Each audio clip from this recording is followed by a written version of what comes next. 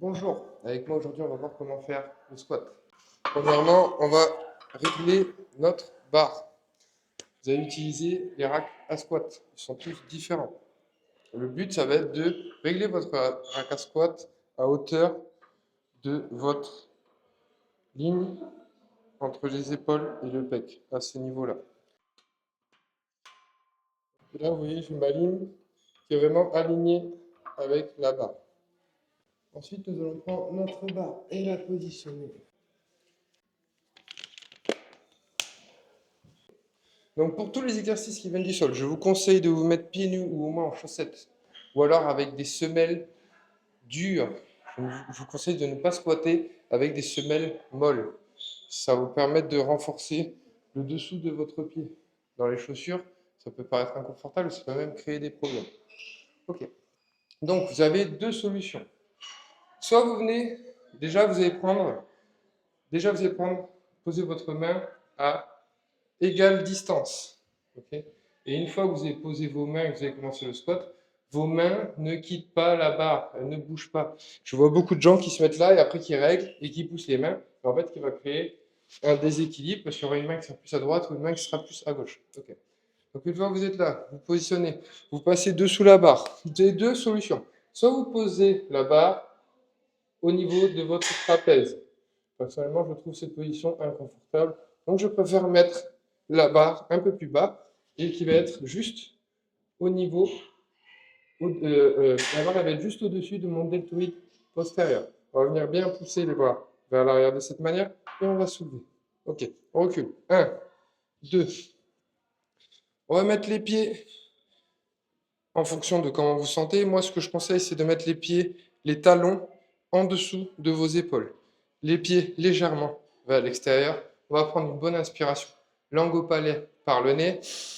Et on va bloquer au niveau du ventre. Lorsque vous faites ça, ça va venir gonfler votre ventre, le remplir d'air, et ça va venir pousser vos organes contre votre colonne vertébrale, ce qui va venir la protéger. Donc, on prend une bonne inspiration, on bloque, on vient pousser les fesses vers l'arrière, tout en regardant droit devant nous, on pousse les fesses vers l'arrière, et on descend. 1, 2, 3, on reste. 1, 2, on remonte, et là, on expire.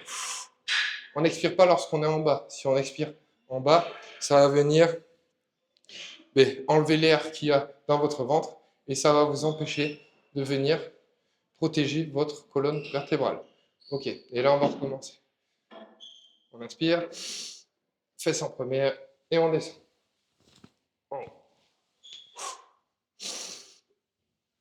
Fesses vers l'arrière et on descend. On vient bien casser la parallèle. Un squat, c'est on descend et on descend là au niveau, en dessous de, du niveau des genoux. Et on remonte. Lorsqu'on va venir reposer la barre, on revient à fond, on pousse la barre contre le rack à squat, et là on peut descendre. Ok. On pousse la barre à fond contre le rack à squat, et là on peut descendre là en sécurité. Donc là, si vous n'arrivez pas à faire un squat complet, si vous sentez que vous bloquez à ce niveau-là, ça peut très fortement être dû à vos chevilles, que vous n'avez pas une bonne flexion de cheville.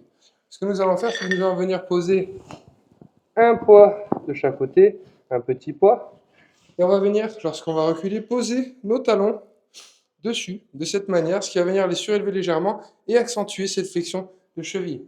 Donc, comme avec la barre, on inspire, on met les fesses vers l'arrière et on descend.